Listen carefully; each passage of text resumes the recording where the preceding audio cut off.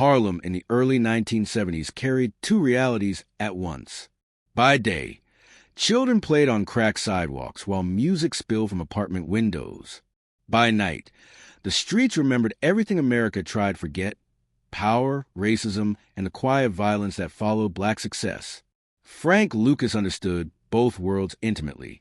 He had built his empire not just on money, but on protection of his family, his people, and the fragile balance that kept Harlem from burning itself down. Before we go any further into this story, let me say something softly, the way this story itself unfolds. We have a dream of reaching 1,000 subscribers by the end of this month.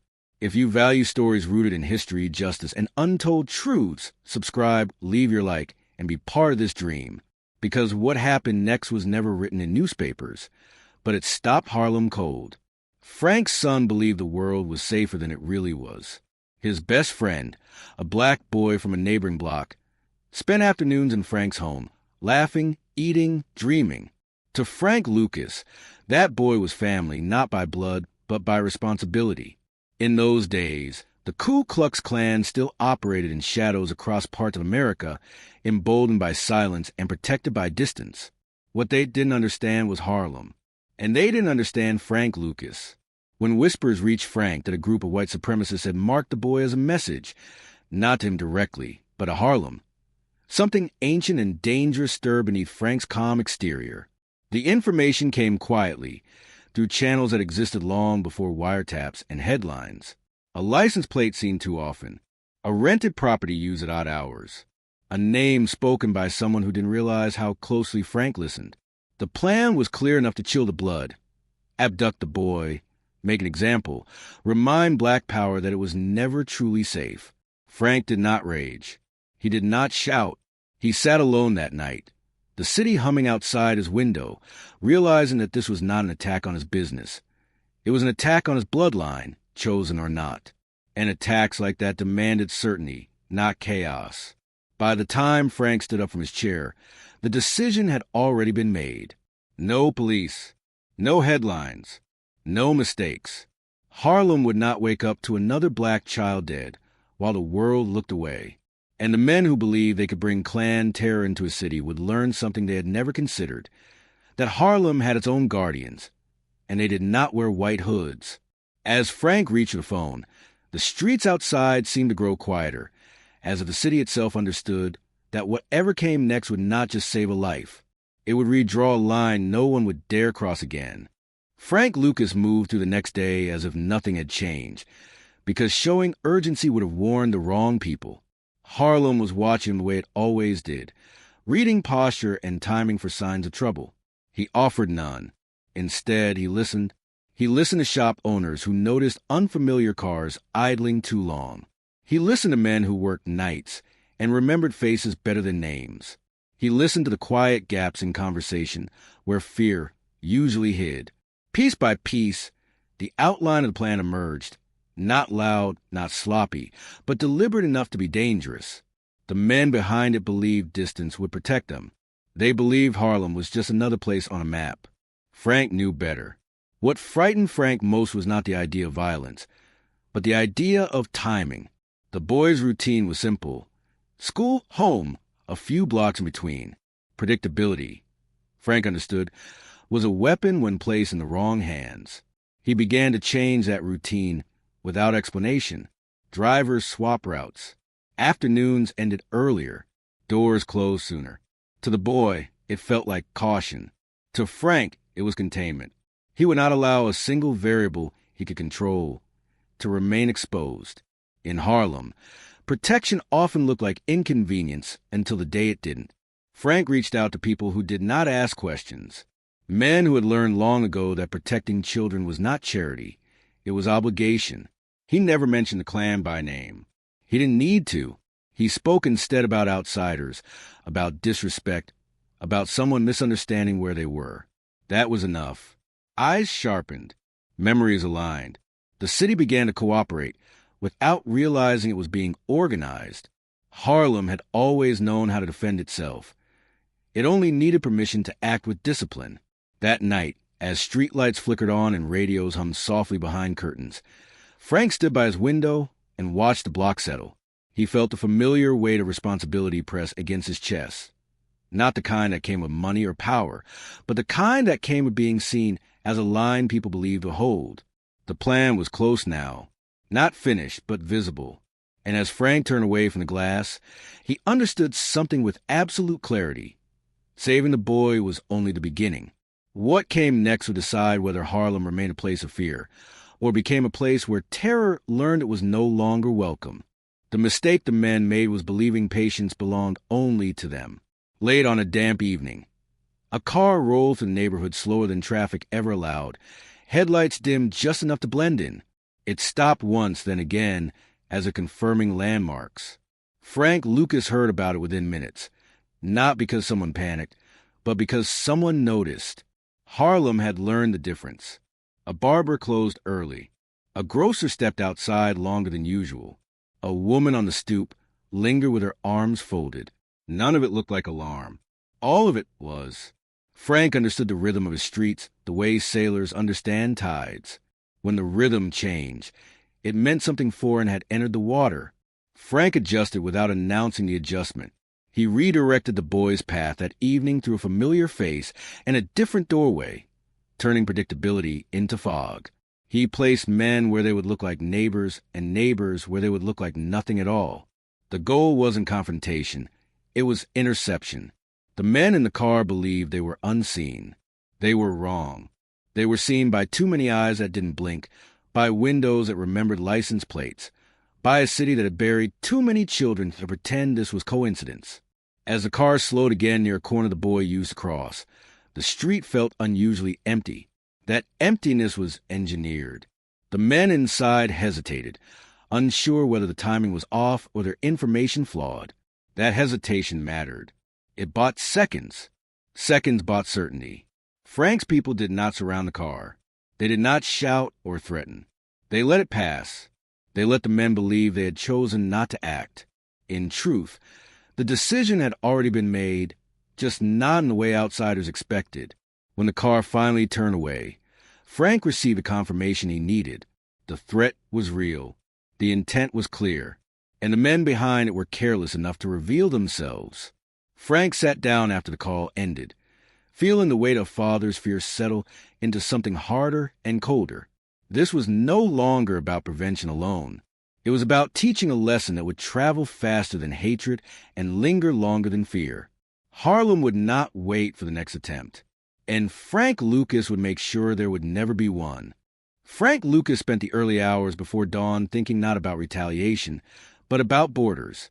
Harlem had invisible lines that everyone who belonged there understood. You respected them, or you learned why they existed. What the men planning the abduction failed to grasp was that this wasn't a dispute over territory or money. This was about a child. And in Frank's world, children were off limits in a way business never was. He had grown up watching hate destroy lives while institutions looked away. He would not allow that history to repeat itself on his block. Not quietly. Not ever. He began to tighten the perimeter without calling it that. Churches stayed open later. Community centers hosted impromptu meetings that looked like social gatherings. Men who normally worked nights took afternoons off and sat on stoops they hadn't occupied in years. None of it appeared coordinated. That was the point. Frank understood that visibility could be used as camouflage. The more ordinary everything looked, the harder it would be for outsiders to understand why nothing went according to plan. At the same time, Frank made a decision that weighed heavily on him. He would not involve law enforcement, not because the threat wasn't serious, but because history had taught him where protection failed black children most consistently. This was Harlem's problem, and Harlem would solve it. Frank reached out to elders who carried moral authority rather than muscle. He explained the situation plainly, without exaggeration. Their response was immediate and unified. Whatever differences existed among them disappeared in the presence of a child in danger. Hate had come too close to home. By the time the sun rose, the plan had shifted entirely. The boy would be safe, yes, but safety alone was not enough. Frank knew that prevention without consequence only invited repetition. Whoever believed they could bring clan terror into his neighborhood needed to understand something fundamental. Harlem was not a place you tested. It was a place that answered. And as Frank stepped out into the morning light, he understood that the next phase would not be loud or reckless. It would be precise. Because some lines, once crossed, must be redrawn so clearly that no one ever mistakes them again. Frank Lucas understood that men driven by hatred expected resistance to look a certain way.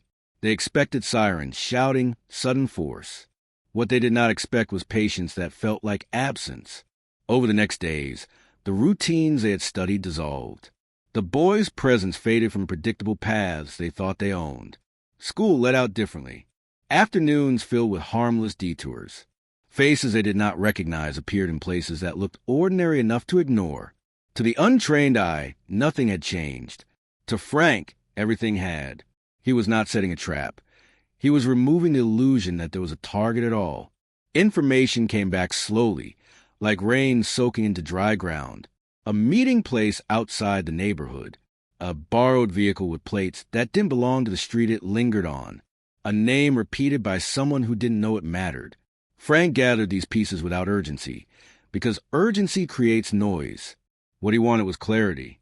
He wanted to know not just who planned the act, but who enabled it, who looked away, and who believed the city would be too afraid to respond. Harlem had learned the cost of fear.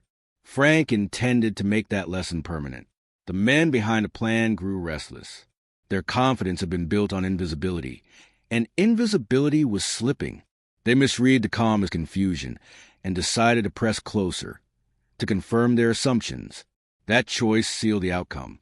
When you move closer to Harlem without understanding it, you step into a space that remembers. Frank did not intercept them with confrontation. He let them reveal patterns, where they parked, who they spoke to, which routes they favored. Each choice narrowed their options until the only thing left was exposure. Late one night, Frank sat at his kitchen table, listening to the city breathe through open windows. He thought of his son asleep down the hall, of the boy who laughed at his table like family, of the responsibility that came with being able to stop something terrible before it happened. Saving a life was one thing.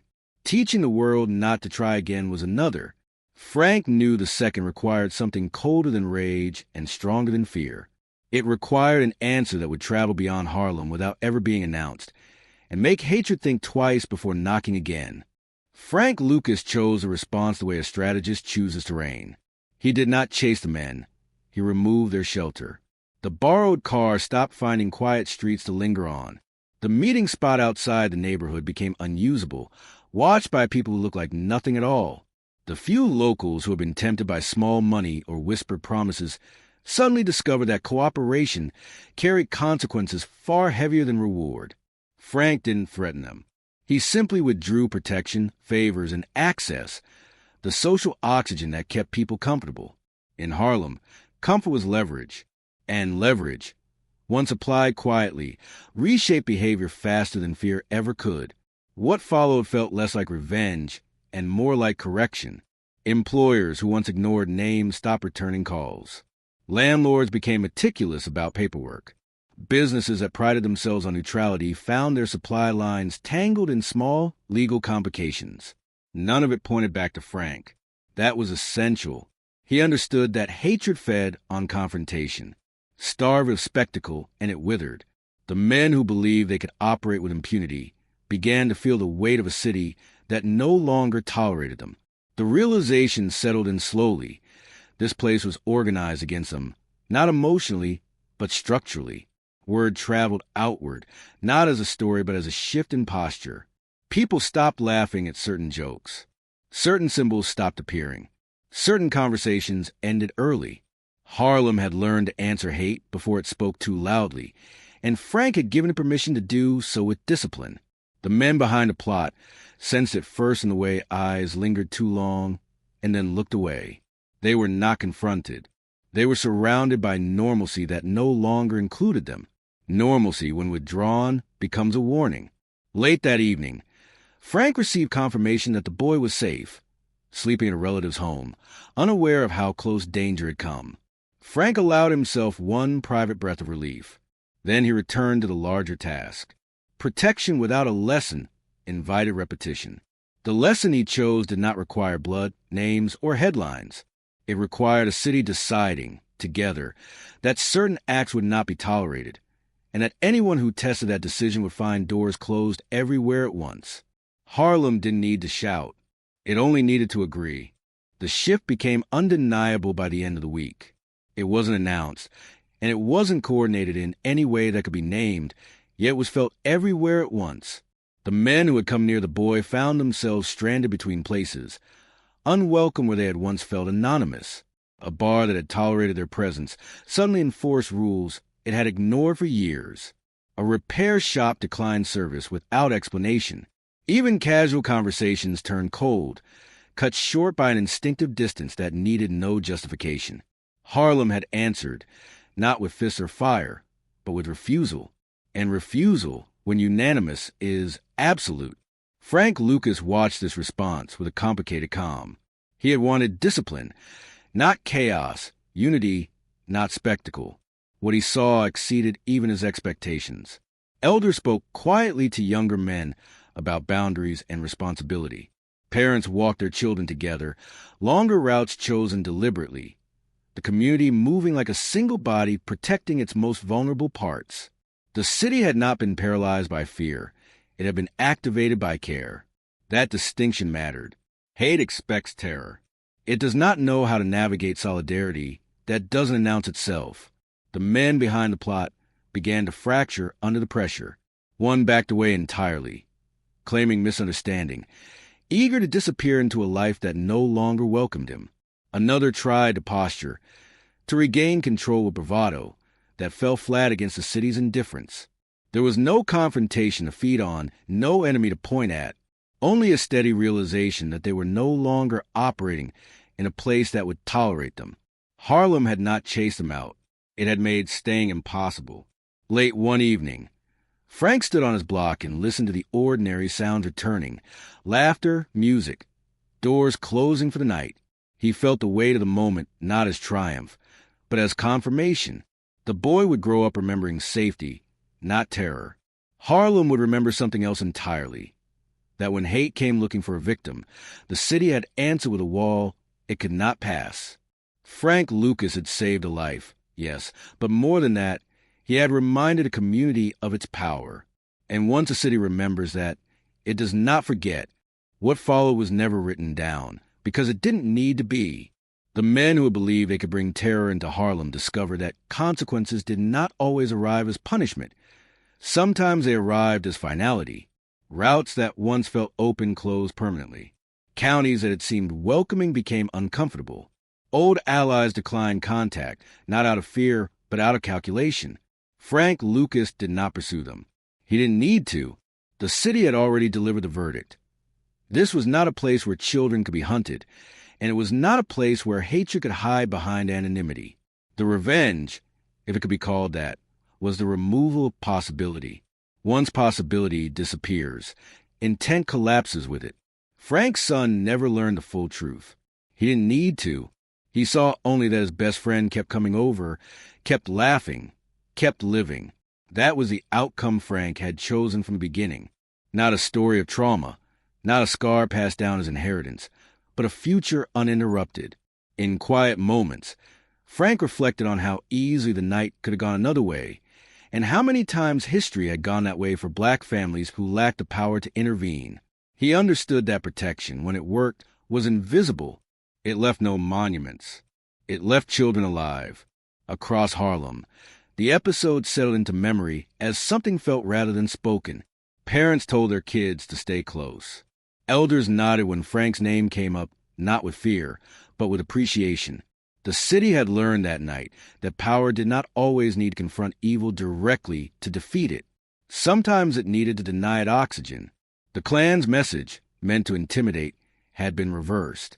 Instead of fear spreading outward, resolve had moved inward, binding the community tighter than before. That reversal mattered. It changed what people believed was possible. Years later, when people spoke about Frank Lucas, they would argue about money, influence, and legend. But those who were there remembered something else. They remembered the night Harlem held together, the night a child was spared, the night hatred learned it had misjudged its ground. Frank Lucas had saved a life and stopped a threat without firing a shot, Without issuing a threat, without giving hate the spectacle it craved, his revenge didn't ignite violence. It extinguished it. And in doing so, it reminded Harlem and anyone watching that the strongest answers are sometimes the quiet ones that leave nothing left to fight.